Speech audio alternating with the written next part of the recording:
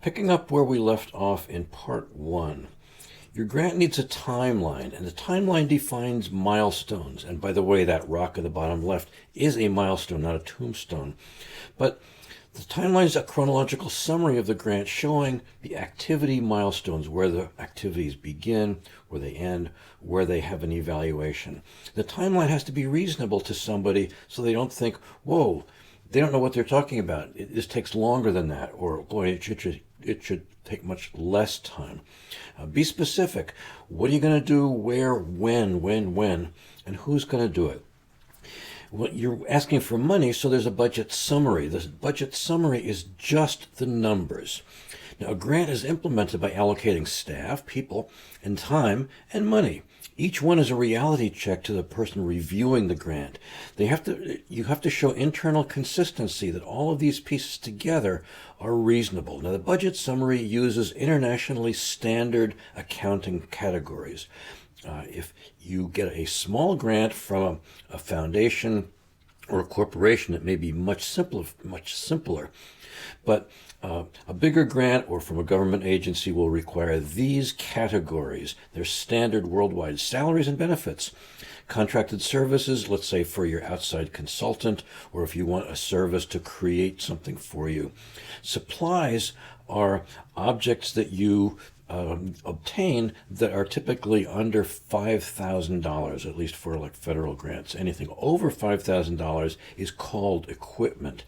So an inexpensive computer is a supply. A super expensive computer is equipment. Construction is only for building like a room or renovating a major renovation. And indirect costs pay for the costs of implementing the grants, like it goes to your business office.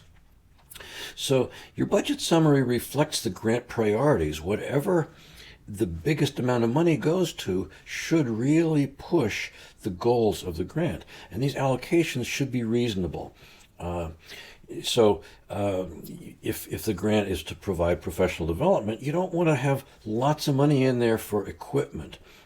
This is the easiest way for a reviewer to see if the grant is really just to get money and they don't care about the goals.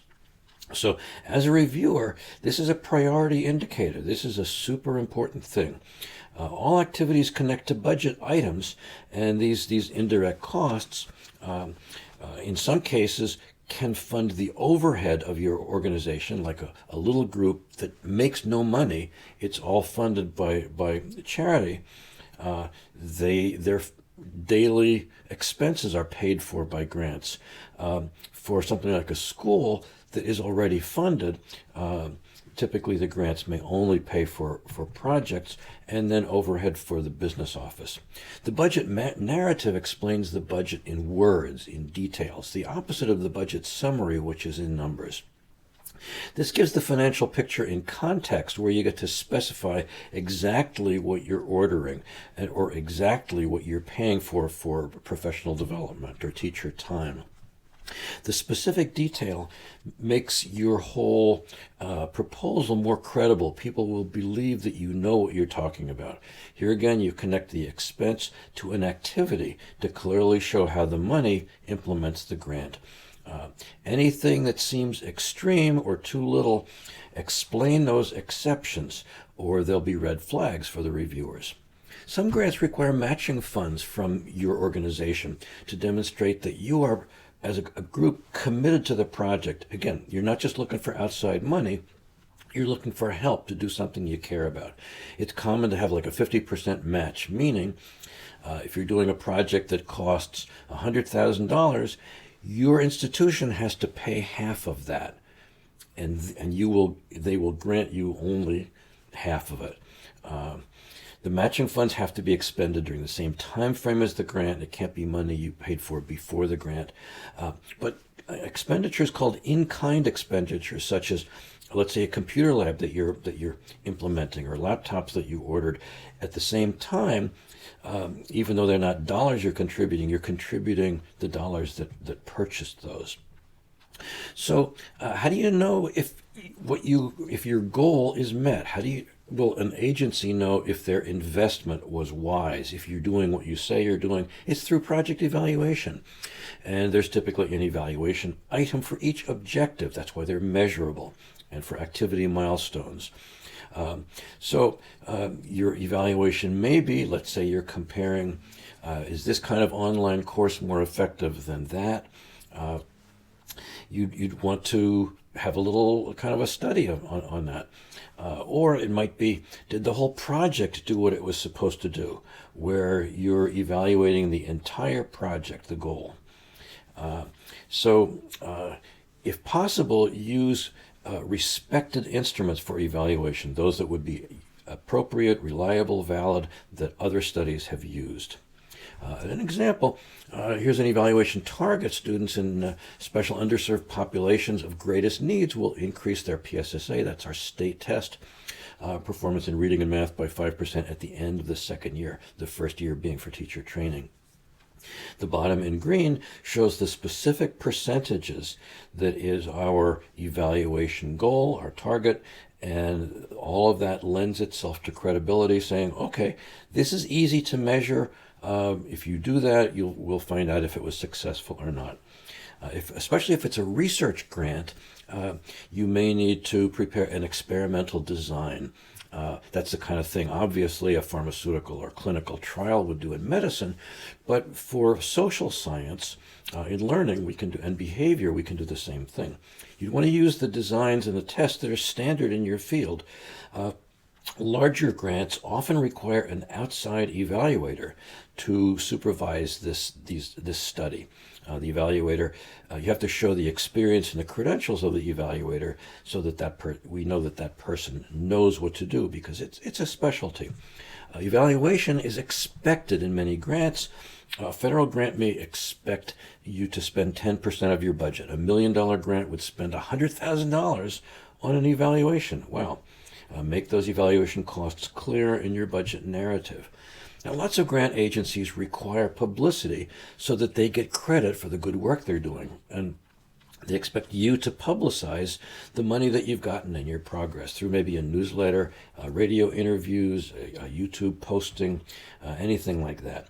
And they often require dissemination of the results. So if you're saying, we expect this to be able to have this positive outcome, that's something that others may benefit from. So you can request money to attend conferences, so that's travel and registration costs that the grant would pay for. Or maybe you say, we'll host a conference on that grant topic at our university or in our school district.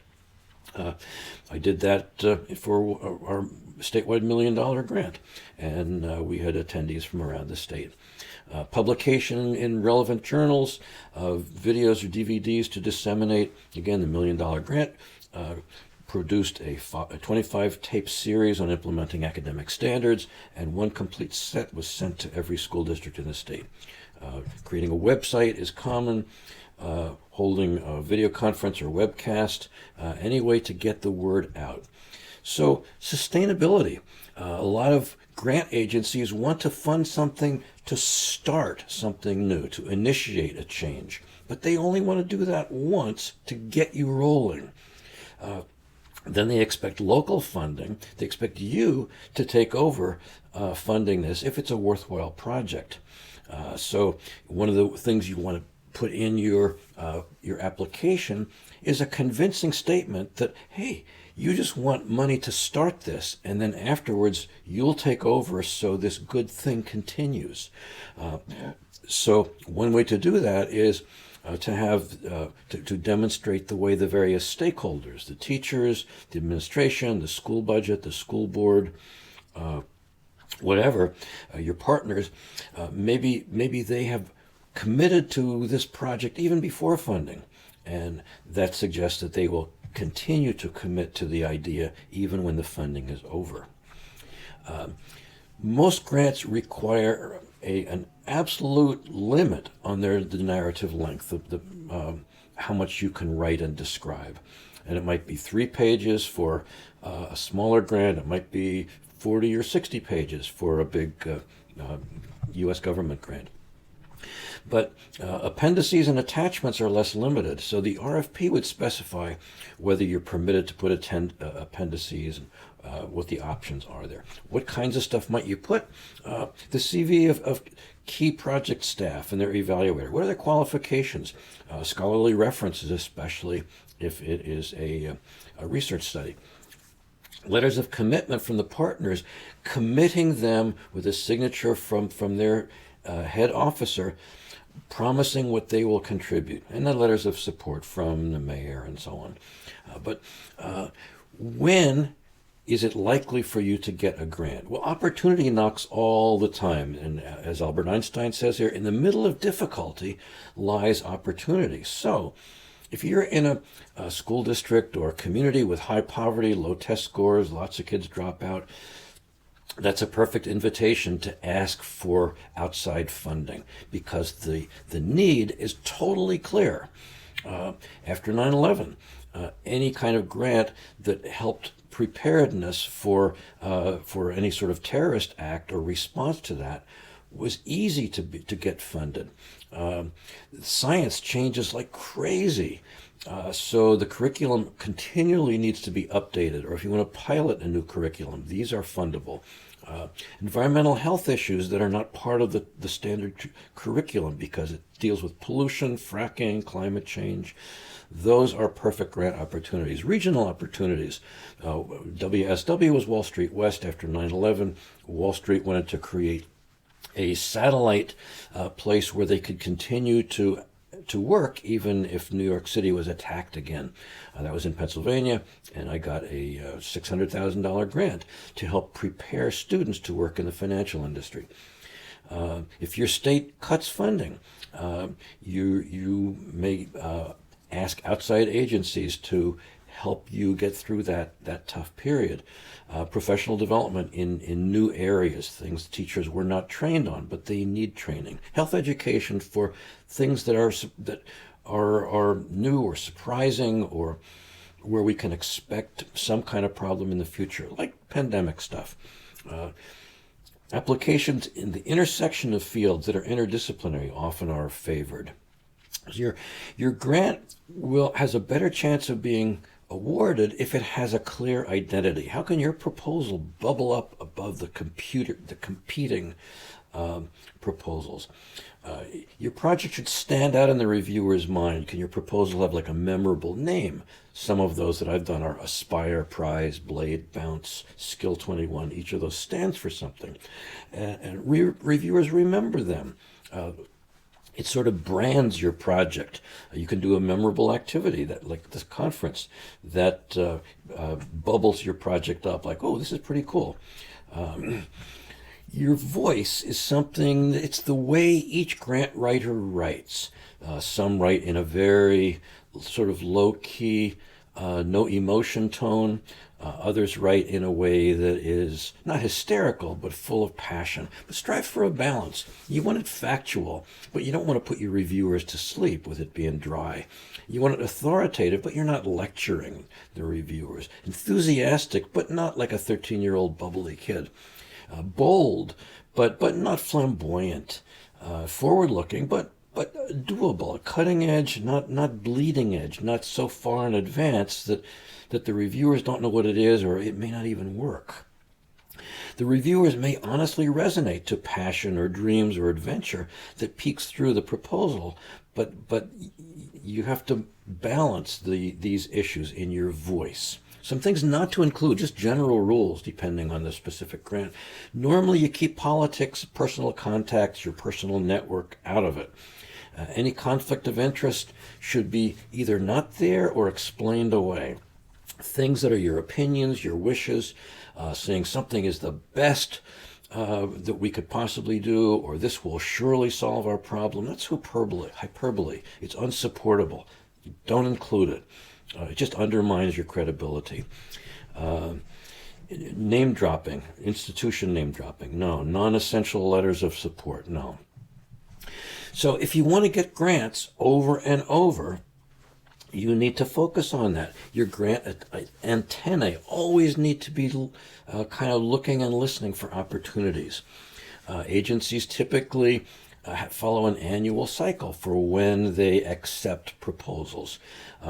If there's a proposal due in August this year, there'll probably be a similar proposal due in August next year. You can plan for that and work ahead.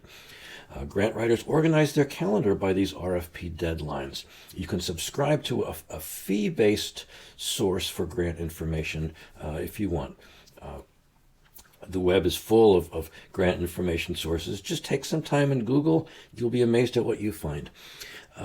Your partners need to know about the RFP information so that they can also plan for when a grant application may be due.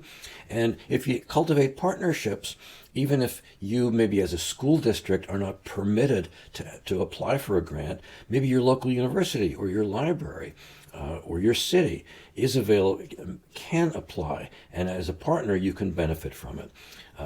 Your local application approval process, in other words, your institution has to approve this submission. That takes some time, and you got to respect that. Let your leaders know that you're doing this, make sure they're on board, make sure they approve. All of your stakeholders need to know that when this is due and what the approval process is, so there aren't delays. There's some trends going on overall in grants. So more grants now focus on kind of regional problems that require like a consortium. Like if you're looking at education in a high poverty area, that there's not one institution that can solve that, but maybe something with the school, library, churches, other charities. Together you can make a better dent in the problem. Smaller institutions, where possible, need to request money just for their overhead, for their office expenses, for their employees. The indirect costs can be substantial. Lehigh University's indirect cost, when this slide was written a while ago, 61% of the grant went to the university, not to your project. Wow. Most grants now permit or require submission online, and there can be issues there. The process can be quite awkward. So it's not like just taking a document and clicking submit. There are often lots of little weird steps. Sometimes each part has to be separately reviewed, so it's submitted separately. There may be a special configuration. You may need special software to submit it. Maybe it won't work if you use a tablet, but you really need a computer. Plan for extra time because there are glitches in file conversion and tech problems. So you probably need a signature from the head of your organization. If that needs to be a handwritten signature, that takes time. It needs to be scanned, or maybe you need to apply for an ID, like a federal ID, and that can take days to actually get that done. NSF requires that, for example. Some grants are political grants, called entitlements. So it turns out that the percentage of peer-reviewed grants that are reviewed by professionals and ensure that they try to ensure that your grant is really beneficial, that's declining. And the grants to make politicians feel good and bring money into their community, that stuff is increasing. The rules are different for different kinds of competitive grants.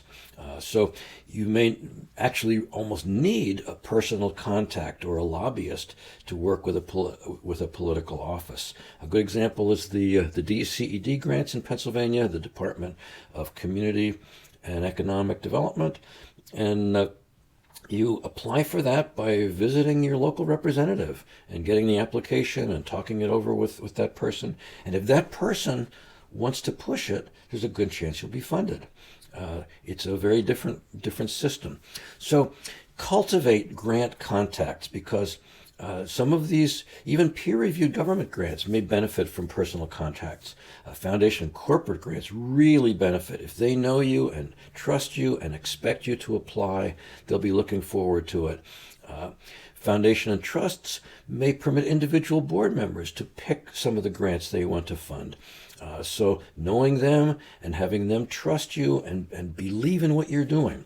But keep the grant director or key agency staff of the grant agency aware of your intent. Let them know that you're planning to apply. Request their guidance if you have questions.